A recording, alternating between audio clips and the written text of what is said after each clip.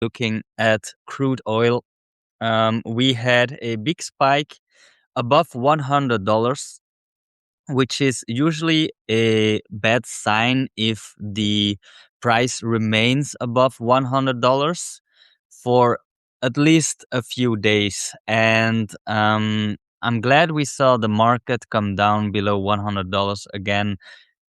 This doesn't mean the volatility has ended. I mean, it's just um, 1 week into the war, so it can escalate. But this is a good sign that the price of all oil is going down. So that's something we should be watching. The other um, ticker you should be watching is the VIX. The VIX is also spiking a lot. It went all the way up to 35 dollars, and now it's all the way down to 25. The level you should be watching for the VIX is 27. So if the VIX remains above 27 for at least 11 days, then it's basically a bad sign for the returns for the rest of the year. The probability of the market ending red for the rest of the year is much higher if the VIX remains elevated above 27. This is based on quant data. Now, if there's just one spike like we had today, in hindsight, we will know if it's just one spike or not. But usually, when it's just a spike, like here and like here, these are opportunities where you should be buying tech stocks, um, the S&P, anything that has great fundamentals, because looking after 6 months, it will be green almost 90% of the time. So that's something to keep watching. Let me see if you guys have questions. Do let me know. Now I'm gonna check at Bitcoin. Of course, Bitcoin had a nice day.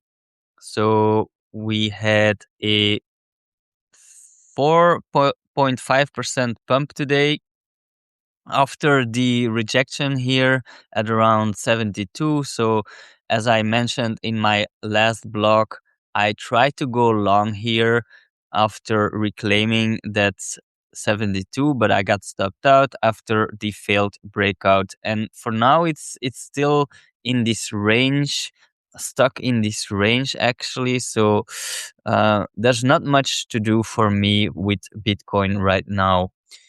I think I might go long if at least it can reclaim this level here, because I'm not sure if I want to play in this level anymore. You will get chopped away, or you need to be glued to the screen 24/7. So the other thing about Bitcoin, of course, is that we are still in a declining phase of the 4-year cycle. So if you look at the monthly view for Bitcoin, we know that the cycles they take around 4 years, where it's 3 years up, the green box, and then 1 year down.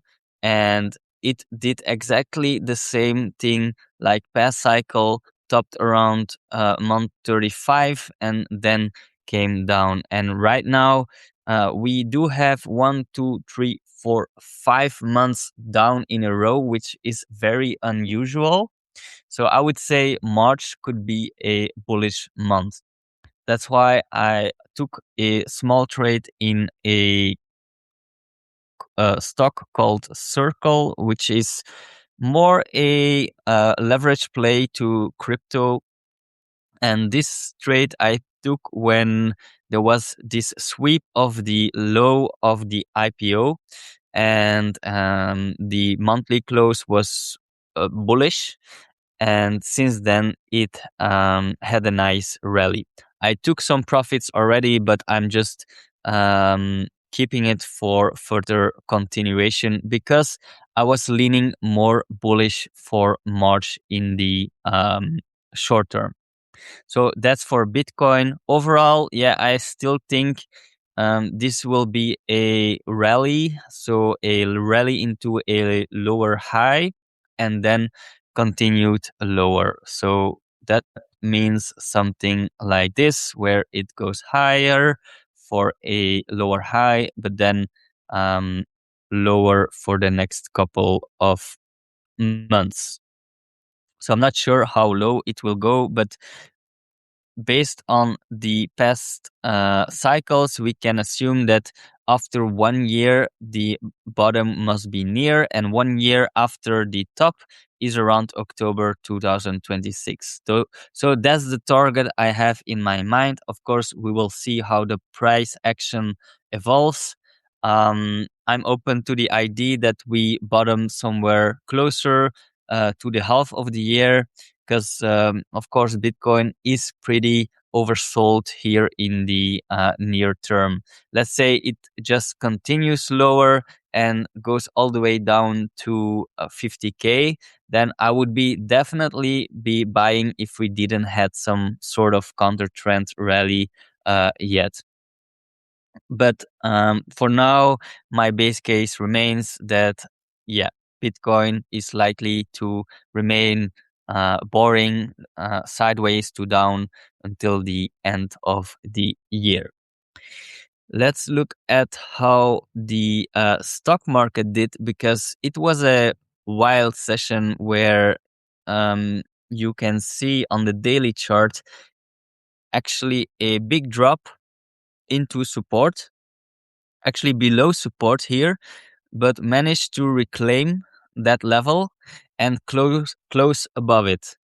Um, the moving average that I usually watch to see if there is a confirmed downtrend is the 50 uh, moving average and the 150 moving average. I even made a panic drop indicator, so it's called the panic drop um, indicator here, where it's showing on the daily chart um, the the two moving averages, and when they cross, like they have here, it turns red. Um, this indicator is very useful in long bear markets like we had in 2022, but not very useful in bear markets where there is a sharp parabolic drop and then recovery. So, like a V shaped recovery, you can see that once it's red, um, the price is already down. So, selling at that point is quite useless. And selling at that point and buying back when it crosses again, you will make a loss. While if you do it in a prolonged bear market, which we only know in high side, of course, you can see that selling here and buying here is much more useful. I actually give this indicator for free for people who enter the Panic Drop newsletter. They get a free gift where I give instructions on how to get it. So yeah, if you like this indicator, go subscribe. So yeah, on the daily chart, quite the recovery. Um, Okay, it's a big sweep of this low as well. A nice close. Let's see if we can just continue higher if things settle down on the macro view, of course.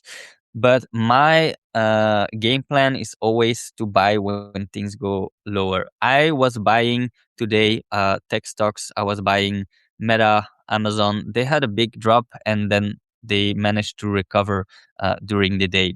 But if they continue dropping, then I'll be fine. I will continue buying as well. I still have around 15% cash in my portfolio to buy this year, because we know going into this year that this was going to be a midterm election year, which on average have around 15 to 17% drawdowns. So that's how I prepared my portfolio. And I want to buy that dip just because when earnings are growing as fast as they are right now, it's around 30% forecasted for tech earnings to grow. You want to be a buyer. Um, Eventually, price will catch up with the value of earnings.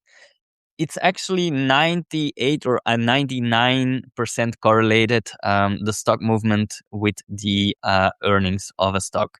So when a stock does well and is earning and growing their earnings, it's very bullish for a stock, and it can go down 50%. Eventually, it will catch up with the value of a company. So that's why today I was buying, and if it drops more, I will be buying, because it's just obvious that companies with such a strong earnings grow, 30% is a lot, and they will eventually catch up to those metrics.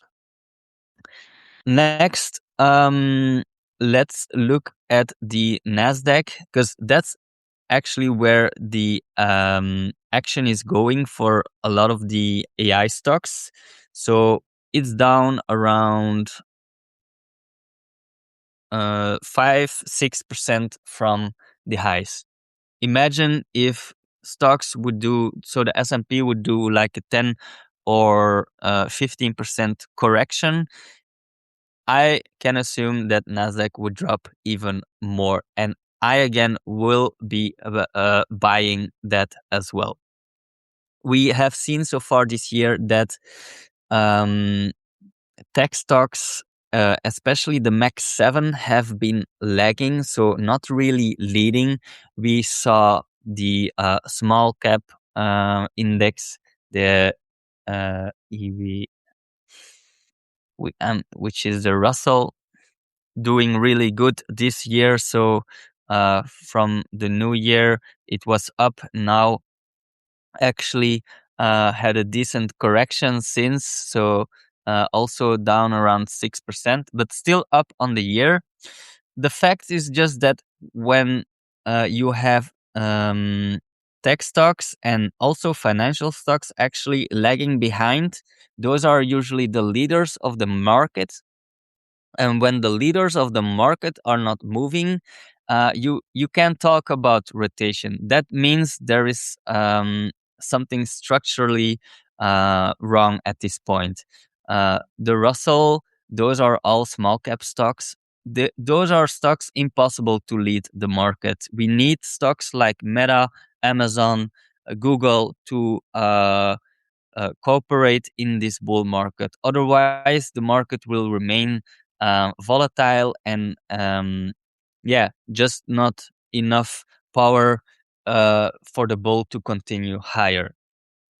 So that's why when markets drop again, when tech stocks drop again, you want to be buying those. The last time we had an opportunity in tech stocks was April last year. So Nasdaq April last year. How much was this? This was like 26% drawdown, a bear market for tech stocks. And even then, the forward earnings was growing, very bullish. I was, of course, buying here as well, and we had a V-shape recovery. So yeah, I was buying Apple, Microsoft, Amazon, all Max 7 stocks beside Tesla. I'm not a big fan of Tesla, and that's what I'm gonna do here as well. We have, of course, the war fears, but also the AI disruption fears of software. I've said it many times before. Um, AI needs software. And when you look at the details in the earnings, you're going to notice that the big companies like Salesforce, ServiceNow, they are already implementing a lot of AI to make even more money. And that's all you want to see.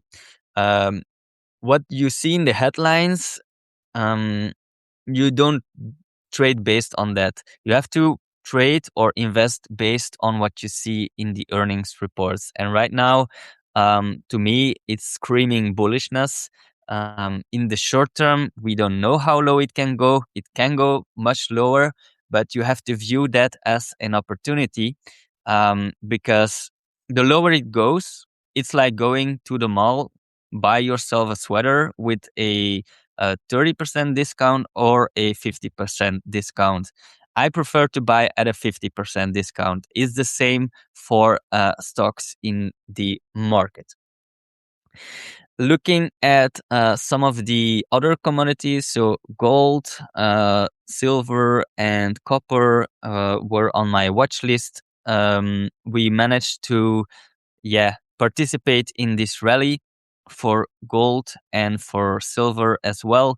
Participate in this rally, but once things went so parabolic, it was just um, a sign for me to say, okay, I'm gonna step out, go on the sideline. I still hold a little bit of gold here at these levels, just because I think, comparing to silver, it has a little bit more room to go. Um, yeah, gold. I've also posted about gold, the 8 year cycle. Let me see if I can get it. Uh, Let me see. Yes, can't can't find the chart here, but I basically wrote about how gold is having these 8 year cycles, and right now we're kind of in the middle of the current 8 year cycle, where we could expect some decline until let's say also November, like Bitcoin, and then a rally back up. So I'm keeping some cash to buy more gold in case it drops a little bit more. So that's my plan for gold. Same for silver. Let's say it can drop a little bit more until the end of the year and hit 70 or even lower again. Then I will also add more to silver in anticipation of a continuation of the bull market.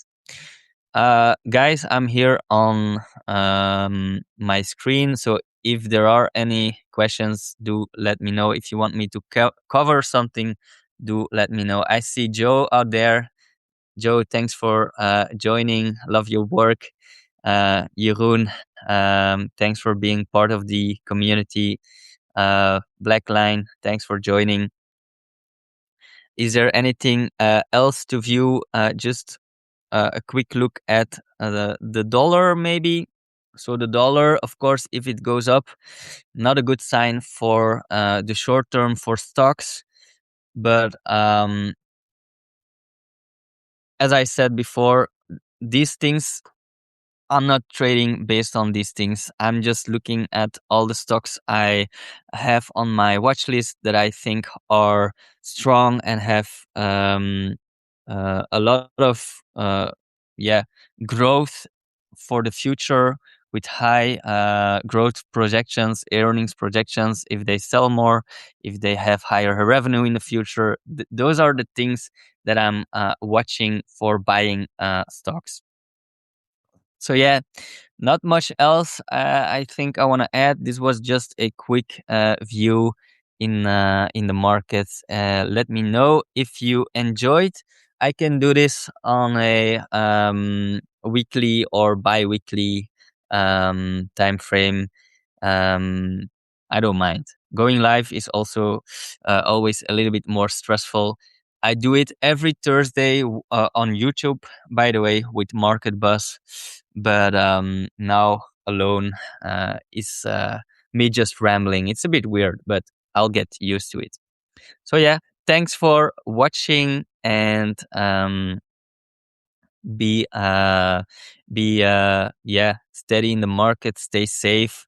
Remember to watch the fundamentals, remember to stick to your game plan, and yeah, see you next time. Thanks, Brooksy. Thanks for joining. Bye, guys.